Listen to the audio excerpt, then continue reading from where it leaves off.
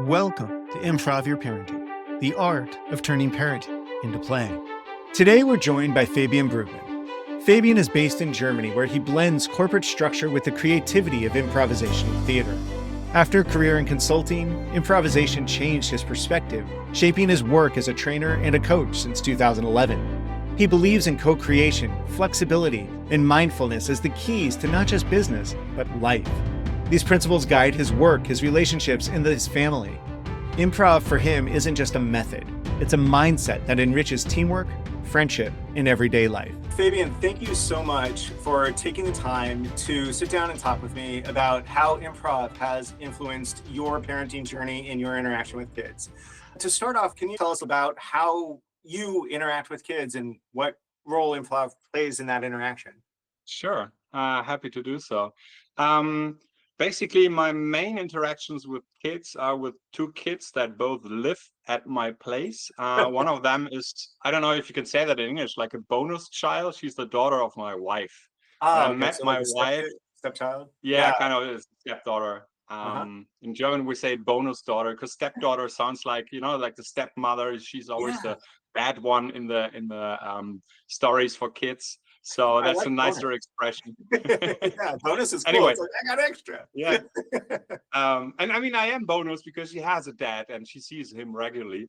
Yeah. She was almost 4 years old when I got to know her and when I got to know her mother. We're married now, like me and the mother, obviously. And now she's 8. And my daughter that I have with my wife, she will turn 3 in about 3 months. So Okay. it's like one child is 8, one is 2, and these other 2 childs I mainly interact with. And that's the kids I have in mind when I talk about kind of applying improv in parenting. Wonderful. And so how has improv played any role in that parenting journey for you?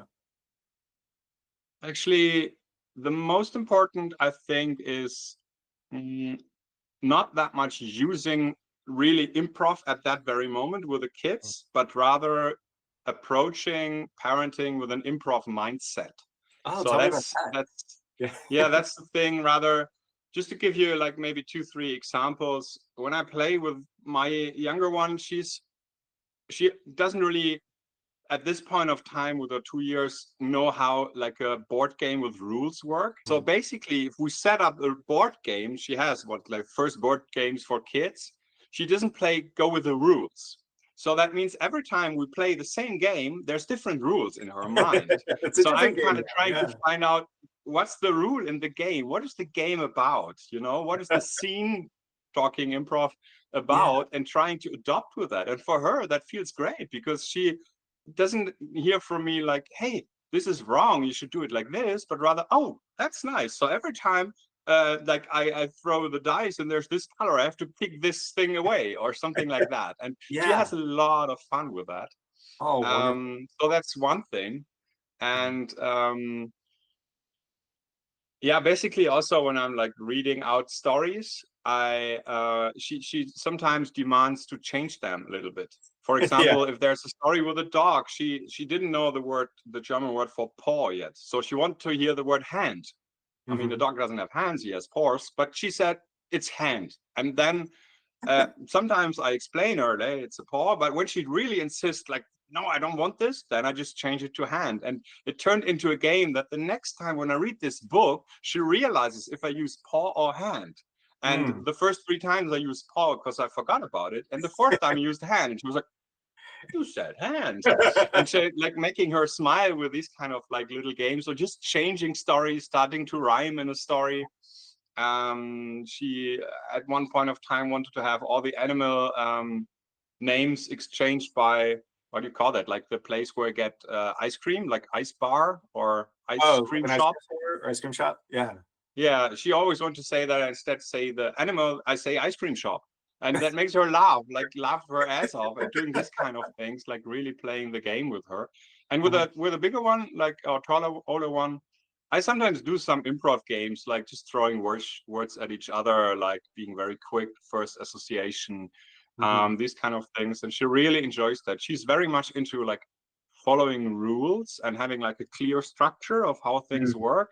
And in that way, she has like a structure because the game has rules, but the content doesn't. I think that's something she enjoys as well, because for her, it's sometimes hard, me being different every time playing like a board game, when she looks at me playing with my younger one.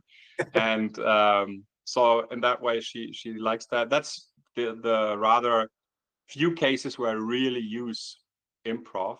But with a older one, maybe trying to have a bit of a feeling of how much space should I take, because her father is there and she has a different biological father.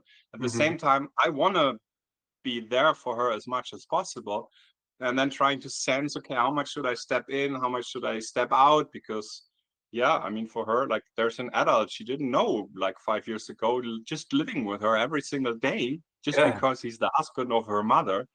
And trying to be very sensitive about what feels right at that moment, like, because it's obviously different with the two kids.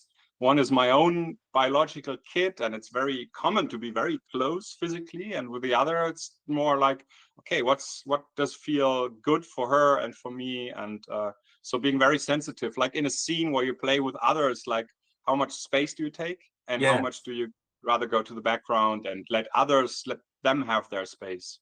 Wow. That's just a few examples that come to my mind right now. You brought up a lot of really good things. One I want to sort of highlight is how your awareness of what each of them need and what your appropriate role based on that need is. And can you talk a little bit about how you're in tune to that, where you get what's the right level for this in terms of your contribution, your interaction in that need? Can you go into a little bit of detail on that? I'm not sure if I understand the question exactly. Maybe we can rephrase it just to be sure. So you were talking about how with your biological daughter, you're very close, and you understand sort of the level of interaction you can put in, and it's a pretty high level and very close. And then with your bonus daughter, it is you're judging where that level of your interaction is acceptable versus is not wanted. And can you talk about how you're attuned to those demands on where those levels are? Oh, basically, it's about being present in the moment and just, looking at reactions at that very moment. And that is something I got from improv as well, like just being in the moment, checking in with your partners on stage. And I mean, for me, it's rather, I wasn't on stage that much. I took a lot of courses, but I wasn't on stage that much. And I'm giving a lot of improv courses and using those in like university or corporate context or settings. And that's also where I have to be very aware of what's going on with the participants. So trying to tune in with participants, checking what's their face expression, how do they react, do they smile or not, like these kind of things. And rather being a bit more passive than like not wanting to be too close in any way. So that's very important for me. And in both the parenting and that professional work that you're doing, do you find that you get more success when you sort of step away from, I'm going to lead this, I'm going to be in charge, I'm going to be the one to do it, versus where are you? What do you need? And how do I meet you in that space? Very good question. It's do you say neither or? It's not either or. It's not either or. It's no, both. It's both. How do you find that balance between them, I guess? It's basically doing both things at the same time. Let me start with a younger one. For that, it's like I try to get out as much as possible in a way that she can just try things out and she can just explore how the world works. However, I am responsible still for the frame around it. For like, okay, where's the boundaries, that it doesn't get like too dangerous, and also for being clear, saying, okay, this is not what you should do now. Like, for example, if we go outside into the city, it's fine if she walks like 10 meters in front of me or behind me, or if she's running in between. But as soon as we get like to the street, I'm very clear there's rules and there's no way to kind of bend these rules. If she's just crossing the street without looking left and right, without me being next to her, I will like grab her and stop her, because that's a moment where like it gets dangerous. And in company settings, for me, it's like the difference is that's people that are supposed to be grown up and kind of responsible for themselves. That is basically an attitude that I try to bring in every context. Like, up to your capabilities, you're responsible for what you do, and you have to take the risk, like the consequences. So that means if my younger one really wants to climb, I'm like, okay, you might fall. And if it's not really dangerous, if she just falls off the sofa, I'm like, yeah, I'm sorry, I'm going to hug you, and I'm trying to like kind of make sure your pain goes away. But you know, that was kind of part of the whole thing that might have happened. And with adults, it's like, for me, there it's more about creating like a safe space, like psychological safety, making clear that there are certain values that are respected, and showing that myself by acting like that, and then being very inviting. That's basically the thing. I don't really like to tell people how they should work, what they should do, but rather tell, this is the options, and if you do this, there's a chance that you might gain this. If you don't do this, it's clear that this won't happen, or that there won't be any change or whatsoever. So for me, there is a bit more guidance, obviously, with the kids, but still I try to leave as much space as possible for them to explore themselves. And for example, with the older one, when my wife is like having her yoga night, and I'm responsible for both of the kids, that they get ready for bed, like brushing teeth and stuff, I tell the older one, like, I'm not going to check you, but I just tell you, you have to be ready by 8 p.m. And you have an hour of time now. It's up to you how you kind of do that. And my belief is that if you give people this responsibility, they will grow with this responsibility. And and at the same time, I'm always available. That's important. I don't leave them alone with that. Like, I try to let my younger daughter play, but I'm always present. If she has like a question or asks for help, that I'm directly there. At least I try. I'm not saying I always do this. It's perfect, but this is kind of what I'm trying to do. I think it's great that you're trying to do that. And one of the things you've talked about is that you give them that space that they can explore sort of what are the consequences of these actions. And I like the example you use with your younger daughter. If she climbs up on the couch and she falls down, she's going to learn, okay, maybe I should climb up on that couch. She'll get a hug from you. She'll, need a little comfort to feel better, but you've allowed her that lesson without being unsafe in that space. And then when you're working with clients, it also sounds like you've demonstrated a willingness to say, I'm not going to tell you what to do, but here's what happens depending on the choices you make. And so you'd make a choice that makes sense for you, but know the outcomes that are probably going to happen because of those. How did you learn to give that space? Where did that willingness to be like, I don't need to tell you what to do, you'll figure that out, but I'm going to allow you that freedom to explore what these things are. Where did that come from for you?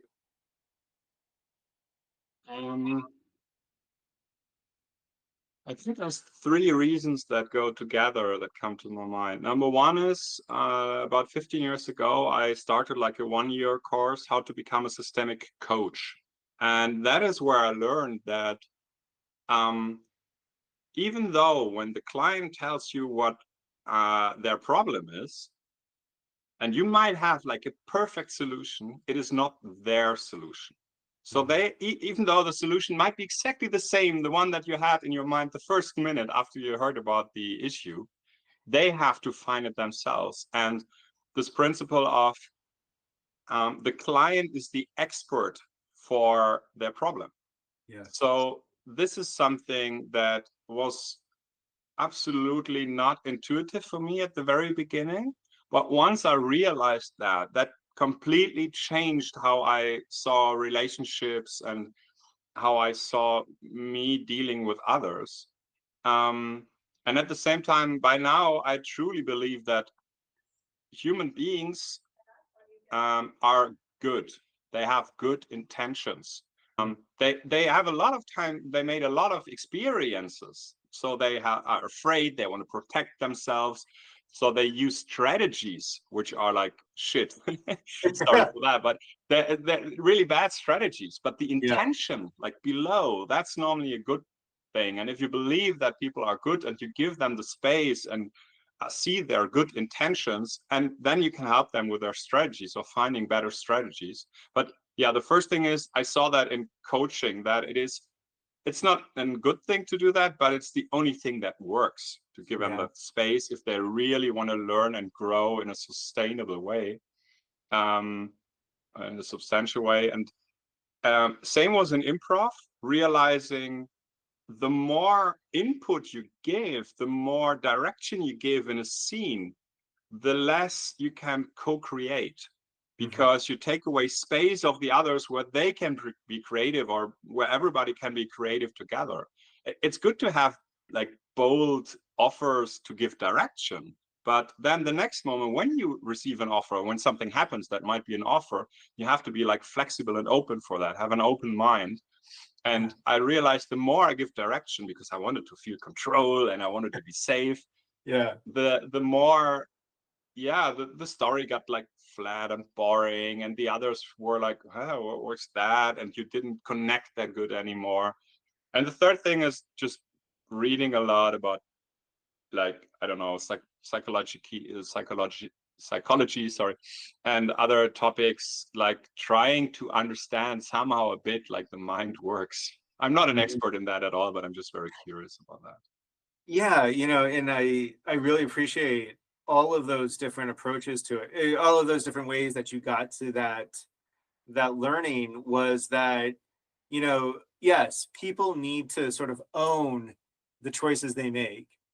And I totally see what you're saying in terms of the lived experience oftentimes dictates the strategies we use, because, oh, well, this is what works to get me out of that situation, so I'm going to do that now, even though it's totally not appropriate, but I'm going to do it because that's what I know.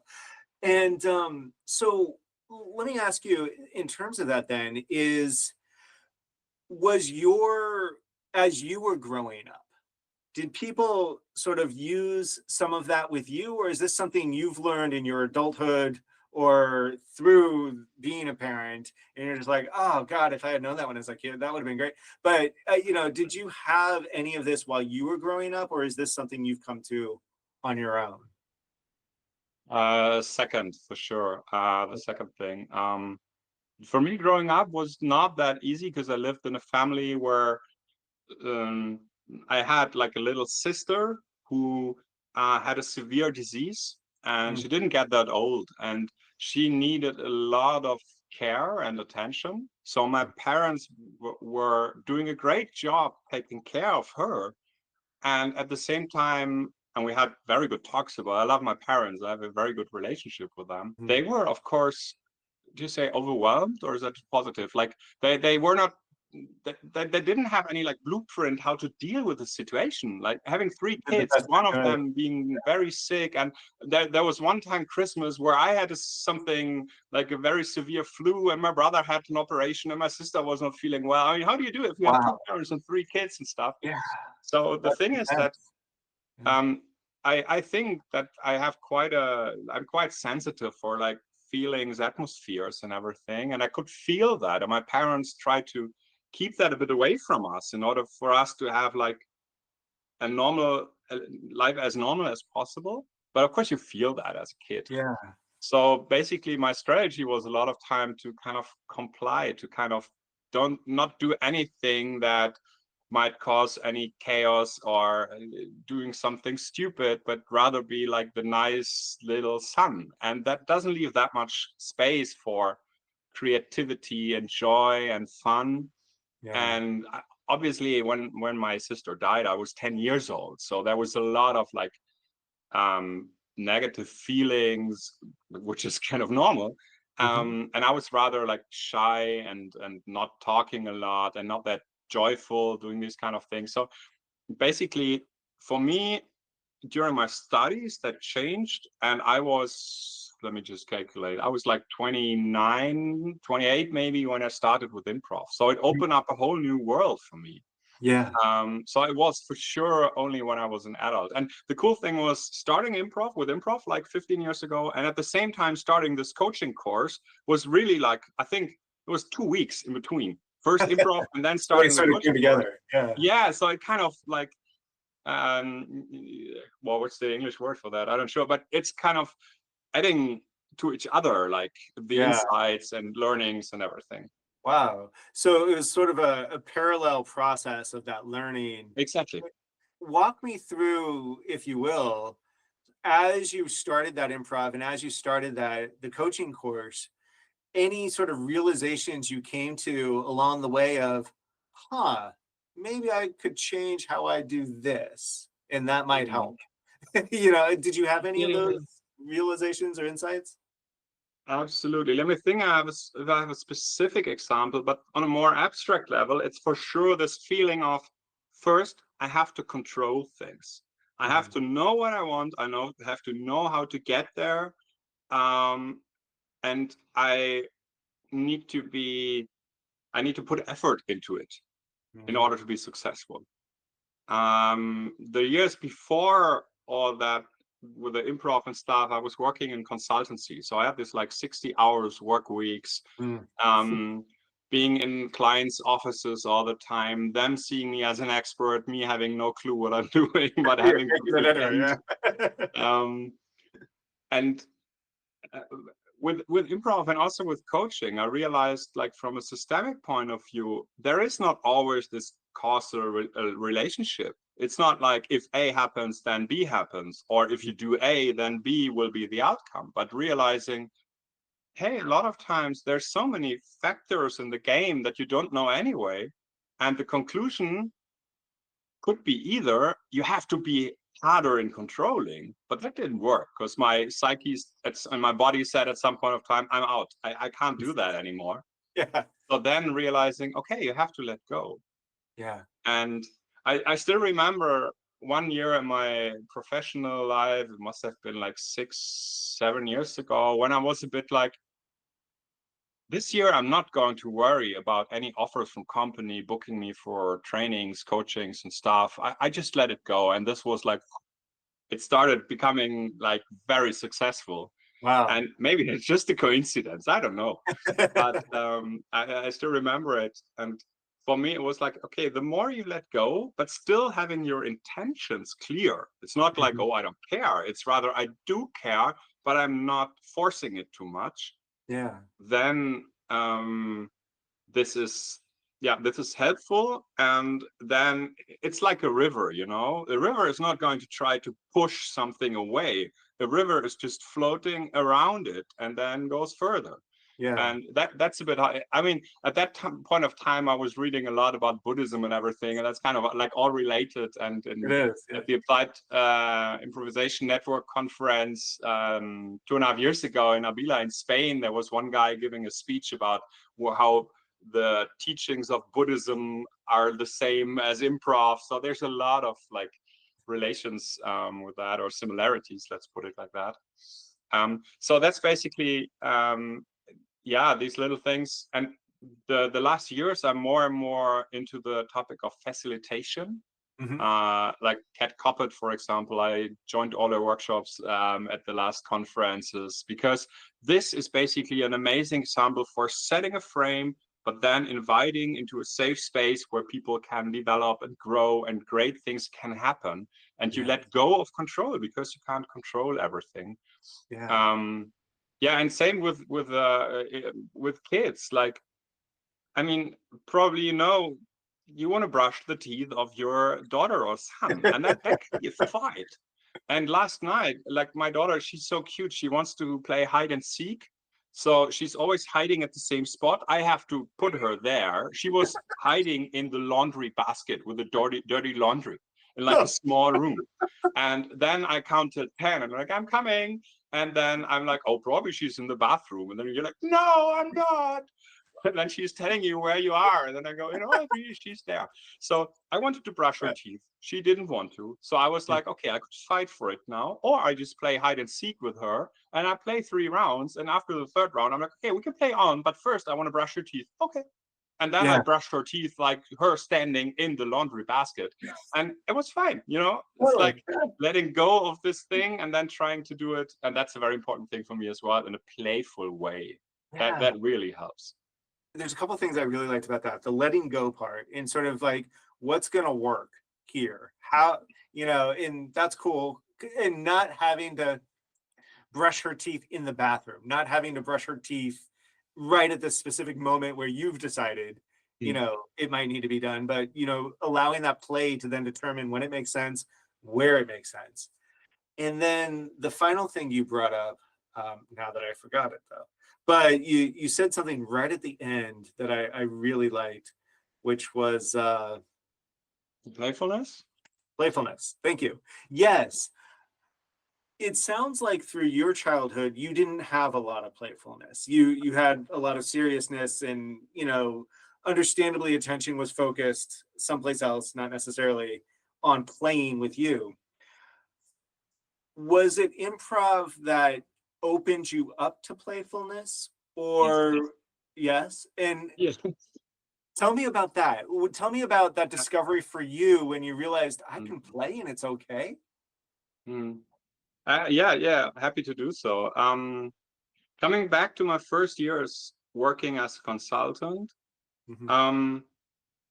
studying in Germany, being German, I was like, okay, it's either you take things seriously or you joke around, but nobody takes you seriously. People think you don't take them seriously and you don't deliver a good job.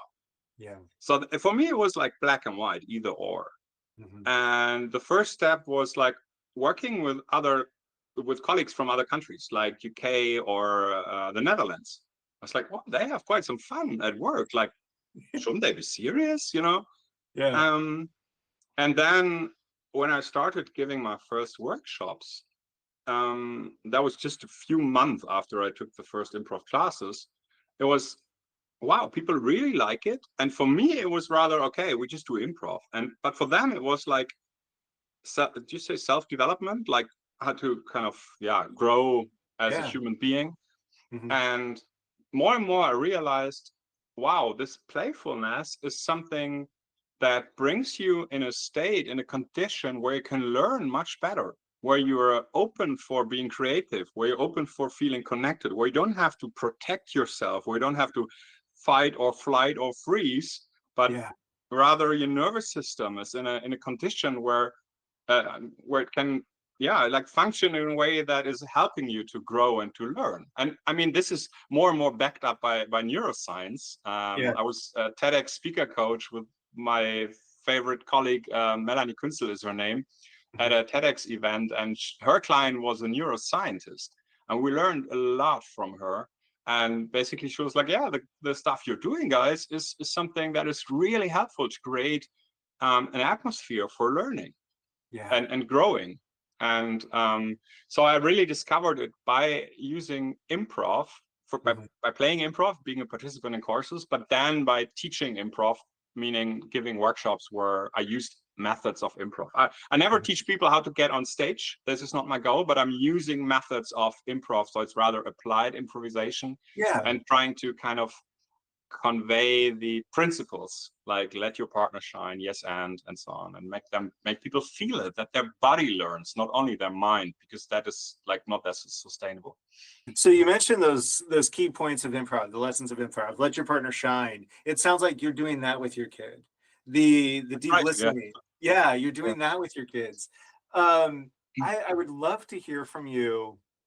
Maybe if you were going to be talking to somebody who's a new parent, or somebody who is marrying into a family that there are already kids and they're becoming the step parent or the bonus parent, what are some things that you would suggest as like first steps of how to open that space up for themselves and for their interaction with those kids? I think one thing is having just the question in mind with a certain context or situation. How can I make this more playful without losing my intention or goal? Because that for me is an important thing. my main intention is still that my daughter goes to bed having her teeth brushed. Yes. I don't want to let her to go to bed not having her teeth brushed, but then it's more about the how. How do I do that? And questioning certain patterns or ways things are done, like, I don't know, like with cooking together, or like setting up the table together, or just doing a walk together. Like, how can I make this more playful? And this might create a bit more chaos. So for me, it's also very important, to have your intention clear and also have your priorities clear. There are situations where I'm not playful at all and where I'm very strict. And I have to say one thing, my wife is rather the opposite of me. She would never take part in an improv class. Okay. And she brings a lot of structure in. So in that way, I'm really, really thankful for her, because I know sometimes when I'm over the edge, when it's a bit too much, then it's still fine, because on average, we're good because of her as well. And luckily, she really appreciates my way of doing things, because sometimes with her daughter, it's like, she's very, like her daughter, she's very smart. She has a very good ability to kind of understand what's going on. And sometimes that stresses her a lot. And sometimes I have like a really nice like way of getting into, that sounds wrong, getting into her mind, but getting a connection with her, that she's speaking out things loud. And that opens up for really nice conversations. So for me, it's always about the connection first, and then what needs to be done. Create this connection first. And playfulness is a very simple way of doing that, basically. So coming back to your question, like having this thought in mind, like how can I make this more playful? And then what's my intention with that? Like, what's my goal? What's my intention? And for me, a lot of times it's like, make things more enjoyable, because that's great for everybody without compromising on what needs to be done. Like if I go shopping with my daughter, that's just fun. We have a lot of fun, but still at the end, I want to have everything that was on my shopping list at home. If I only buy half the stuff because we had so much fun, then I'm like, okay, that was not really that helpful, because my intention was to make sure that we don't have to go to the supermarket again today. So I have these two things in mind. I really like that. And, it's funny because it comes back in terms of your facilitation. There's sort of in facilitation, a methodology of connection before content, absolutely. But you still want to do the content. Like, obviously, that's why you're there. But that connection is the essential component to then do the content. And it sounds like you brought that into the interaction with the kids, and you're recommending that out as well, is we'll get to the content. The content is sort of the underlying thing, but it's the connection that enables the content to be achieved. Exactly. Yes. Exactly. Yeah. So do you ever then get to play for fun, or is it play for specifics, outcomes? Or are there, like when you're playing with your younger daughter, it sounds like sometimes you're just playing to play. Absolutely. And then sometimes you play to get the teeth brushed. Yeah, exactly. But it's playing for fun for sure. I mean, there's not always that something has to be done, and that's important for me as well, to create these spaces where there is no like goal or content or whatever needed in order to allow for these moments to come. Yeah, definitely. Do either of your daughters now come to you with offers to play on their own? So like they're the ones suggesting, hey, let's play this, or not even calling it out, just starting a game with you. Yeah, both do in their ways. For the older one, it was rather when I introduced some games, because she was very curious, like, oh, what did you do in Prague this year? And I was like, I met a great of people at this conference and we learned some games. What kind of? And then I showed her some, and she was, oh, that's cool. And sometimes she came, like some days or a week later, she came to me and was like, can we play this again? And of course, I'm always saying yes in these moments, because it's kind of precious for me. And with the younger one, I think it's not that much a conscious offer yet, but it's rather that certain games evolve out of something. Like, I don't know, I was reading out a book today, and then I turned to her, and she somehow didn't want to be looked at and wanted me to go on reading, so she did like this. And then we turned this into a game, which took like 5 minutes. She was laughing her ass off. It's just, what's the offer in the scene? Like, kind of, or what's the pattern in the scene? Like, using that. And it's very simple, it's very stupid. And especially with the younger one, and that's something that makes a lot of scenes funny as well. It's like just a stupid repetition. Yeah. People Where you love it. think, oh, this is not creative, this is not funny, or whatever. I just do it 10 times, as long Exactly. as she has fun. Yeah. I have fun as well. I just love to see her laughing and like enjoying things. And that is probably also because of my history as a kid that I value it that much, but I do think it's a good thing. It is a great thing. And, I suggest that your kids are very lucky to be able to have that play, to explore, and to be able to take those opportunities with you, because as you know from your childhood, not every kid has that. And I hope though that helps them become playful in their own right, and as they grow, they can bring that into their own lives.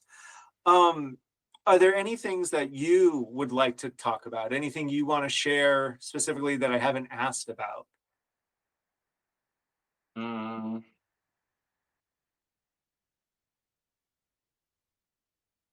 Yeah, maybe one thing, and honestly, I'm also curious about your experience with that, is like working together with a lot of people now with an improv mindset. Like the colleague I talked about, I met her in my second improv class 15 years ago, Melanie.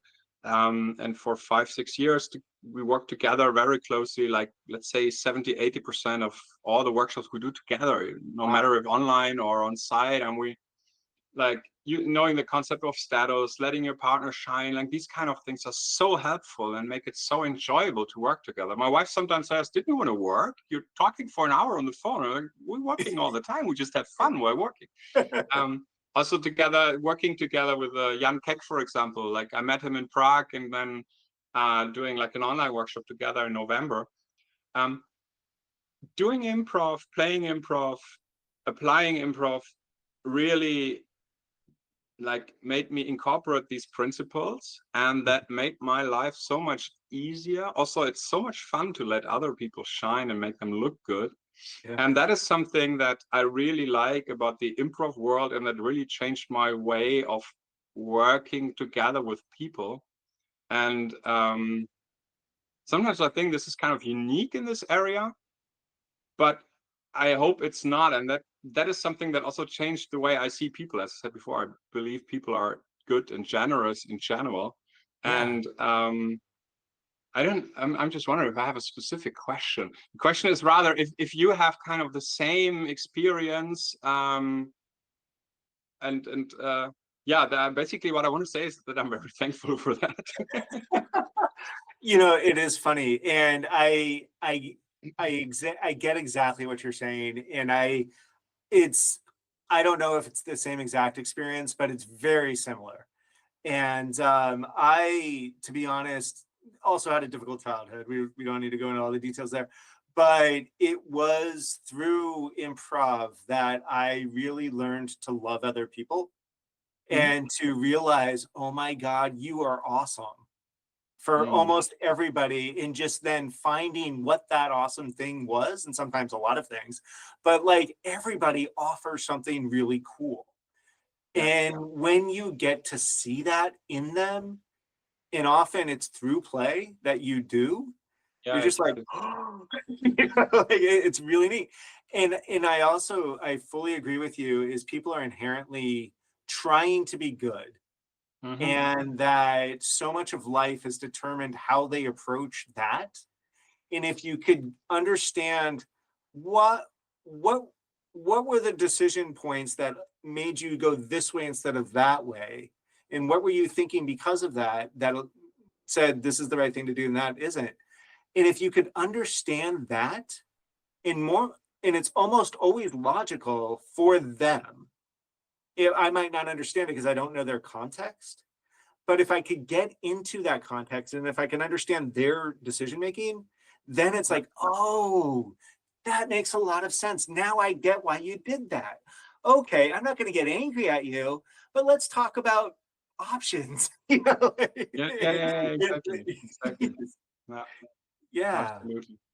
And for me also this attitude of wanting to contribute, like in the Applied Improv Network, like you have a question, you want help with something, and there's so many people wanting to help you with that. Yes. And like I there's a cafe around the corner. I go there almost every day when it's open. It's like my second living room, same for my daughter. And I was talking to the guy there, the owner, and he was like, oh, I will talk to someone else, like Lucy later. She would tell me about actually improv with kids, because I want to give like a 1 hour improv class at my of the older one at the school. Oh, cool. For the kids. I was asked to do that. I was like, yeah, let's try it. And Lucy will tell me a bit about her experience. And the guy was like, is it normal that people just openly share what they know? Isn't it something that people want to keep as a secret? And I was like, actually, not. No, that it's like, this is this attitude of like sharing, contributing. And I think that's a big part of like that everybody is quite happy in this bubble. Yeah. And that's something that I absolutely. try to do in like parenting and family life, especially as well. I'm failing every single day again, but I try and try and try. So, We all are, and that's how we learn how to do it, right? Is we do it, it doesn't quite work. Okay, how do I adjust and try it again?